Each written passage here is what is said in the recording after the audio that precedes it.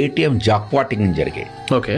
ఒక green dispenser malware అని ఒక సాఫ్ట్వేర్ ఉంటుంది. ఓకే. అది అప్పుడు $300 అట్లా అమ్మేవారు. అప్పుడు వాడు అమ్మినప్పుడు వాడు 2 EXE ఫైల్స్, ఎగ్జిక్యూటిబుల్ ఫైల్స్ అంటారు, మీరు పర్చేస్ చేయాలి. అప్పుడు ఆ హ్యాకర్ ఒక 6 డిజిట్ పిన్ నెంబర్ కూడా ఇస్తాడు.